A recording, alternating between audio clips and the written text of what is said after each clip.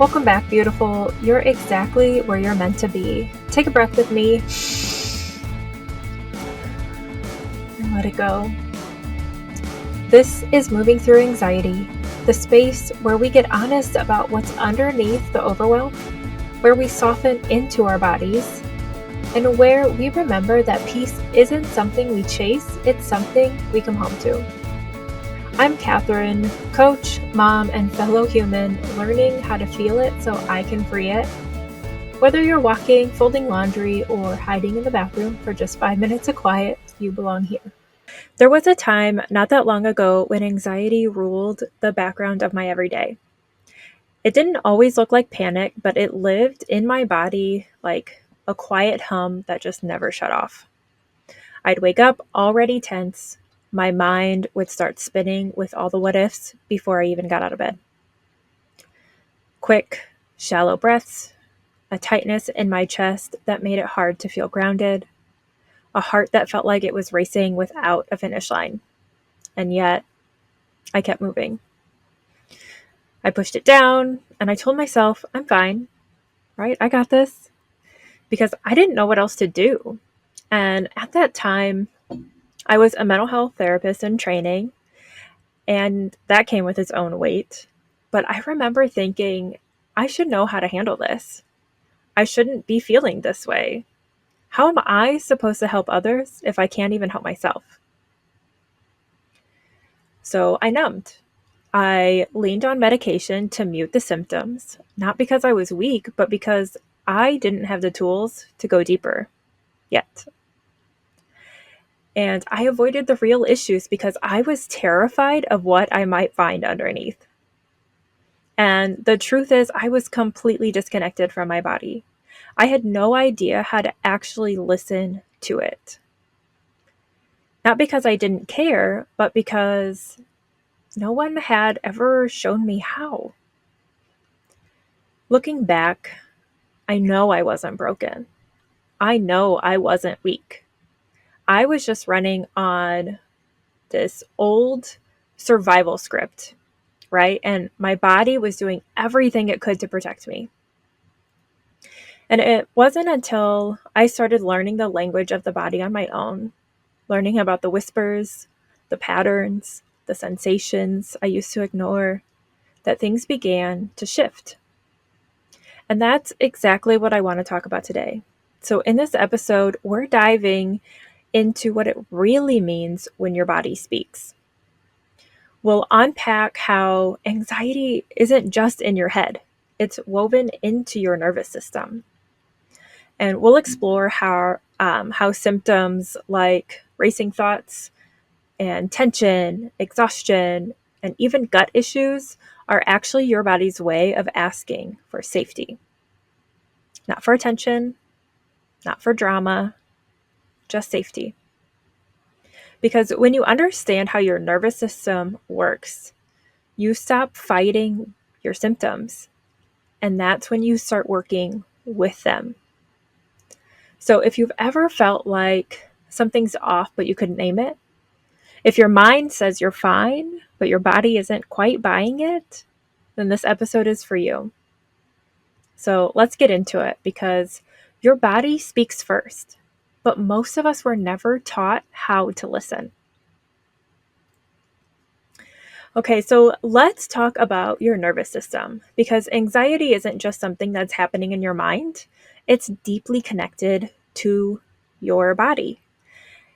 So you have something called the autonomic nervous system, and it's responsible for keeping you alive and safe without you even thinking about it. And there's two main branches. One is the sympathetic nervous system, which this kicks in during stress. You've probably heard it called fight or flight. And this is the part that gets you moving. It's scanning for danger, pumping your heart faster. It's tightening your muscles, right? It's preparing you to either defend yourself or to escape. And then there's the parasympathetic nervous system, which this is your rest and digest mode. And this is where healing happens.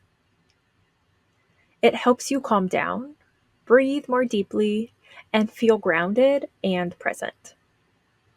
So when your body is stuck in this sympathetic overdrive, though, which can happen from chronic stress, past trauma, people pleasing, or just, simply rushing through your day, your nervous system gets dysregulated.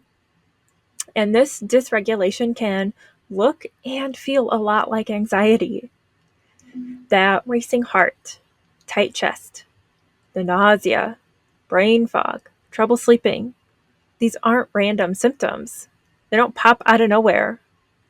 They're not even signs that you're broken.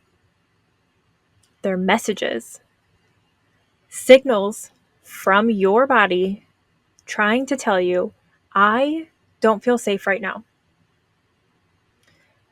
And what if we could start listening with compassion instead of fear? Because the truth is, your body isn't malfunctioning. It's actually working really hard to protect you. It just needs some support. And that's what we're exploring today. Anxiety is not the enemy. It's often just your nervous system asking for safety. It's not a sign that something is wrong with you. Last week, we broke down some of the common and often sneaky ways that anxiety shows up in the body. And today, I want to bring a few more into the conversation. Ones that don't always look like anxiety on the surface, but are absolutely tied to how your nervous system is coping underneath.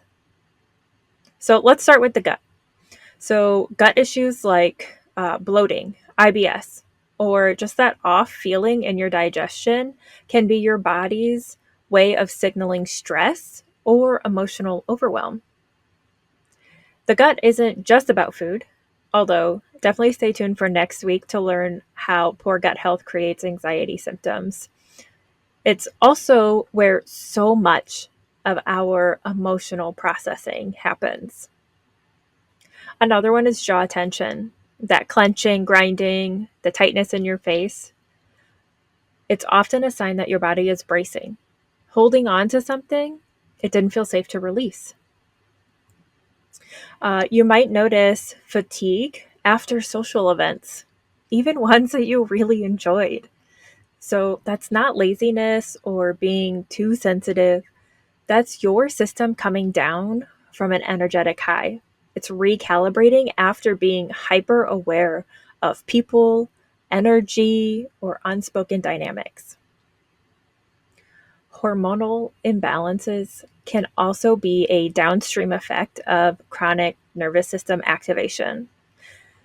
So, when your body's in survival mode, regulating hormones isn't top priority. It's focused on keeping you safe. And then there's the skin. Skin breakouts aren't just cosmetic. They can be a literal eruption of held emotion, inflammation, or the body's way of detoxing stored stress through the surface. None of this means something's wrong with you. It means your body is communicating. And when we slow down so that we can listen, not just with logic, but with curiosity, we get access to a deeper kind of healing. Now, one of the deepest misunderstandings about anxiety is that it lives only in the mind. Even when your mind has moved on, right? You've talked it through, you've journaled about it, you've made sense of it, right? Your body might still be holding the memory because your nervous system doesn't process language. It only speaks body language, and it remembers in sensations, in muscle tension, in a tone of voice, in the way your heart races when the sun sets a certain way. It's not irrational, it's actually intelligent. It's your body's way of saying, this mattered. And when you stop trying to override that signal, and start listening instead, that's when healing stops feeling like a fight. We talk a lot about mindset, about changing thoughts, shifting beliefs, rewiring patterns. And yes, the mind is super powerful and really important.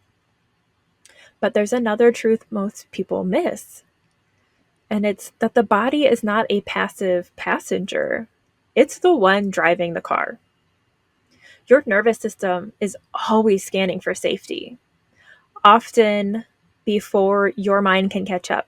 It creates these neural pathways based on what helped you survive, not necessarily what helps you thrive. So let's say as a child, you learned that being quiet kept you safe. Maybe conflict felt dangerous. Maybe your voice wasn't welcomed or it stirred tension. Your system made a brilliant choice. Stay quiet, stay safe. And now, years later, you want to speak up. You've read the books, said the affirmations, maybe even practiced the conversation in the mirror. But when the moment comes, your throat tightens. Your body freezes. And your mind might be saying, "You're okay. You've got this." But your nervous system is still acting out a script from the past. This isn't about being broken. It's about being stuck in the past. It's about the fact that your body hasn't yet been shown that it's safe to respond differently. That's why body-based healing isn't optional. It's foundational. We can't think our way out of anxiety. We have to feel our way through it. Slowly, gently, in the present moment. Because healing isn't about knowing better. It's about feeling safe enough to choose differently.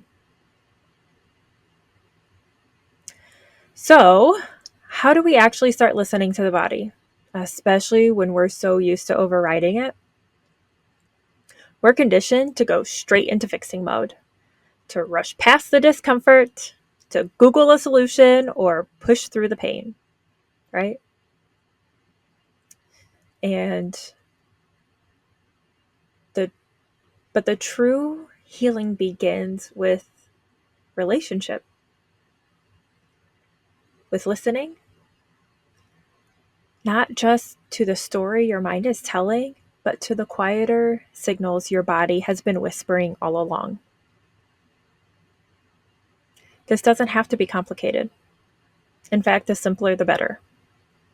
So it could look like a morning body scan, not to analyze, not to correct, but to gently check in.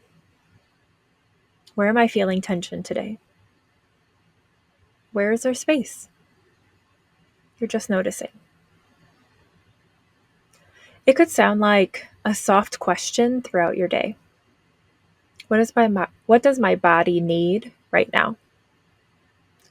Not what should I do, but what does my body want me to know? It can mean catching the urge to fix or figure it out, and instead pausing for a moment to just witness what's present. This is somatic curiosity and awareness, the art of observing without judgment. There's no pressure to change anything, no need to get it right. Just, can I be with this sensation? Can I sit with this emotion, not as a problem, but as a message? Because your body isn't the enemy. It's not broken. It's your deepest ally, asking to be heard, not hacked. And when we start showing up with presence instead of pressure, the healing begins. So today, I invite you to ask yourself, what's one way my body might be trying to speak to me this week.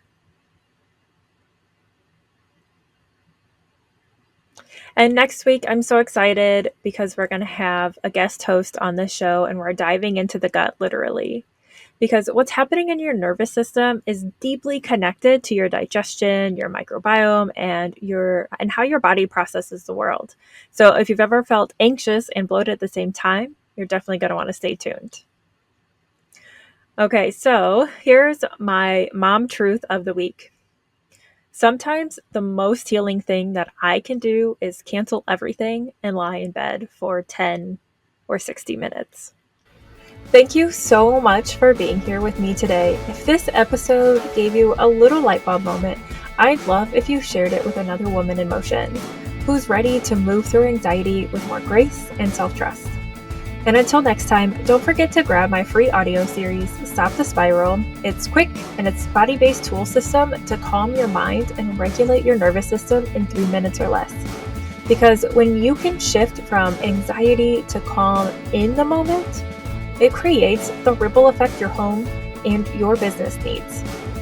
And before you go, let me remind you, you're not broken, you're not behind, you're becoming. Let's keep moving through it together. And just one last thing, just a quick disclaimer. This podcast is for educational purposes only and is not a substitute for professional mental health advice or therapy. Please reach out to a licensed provider if you need further support.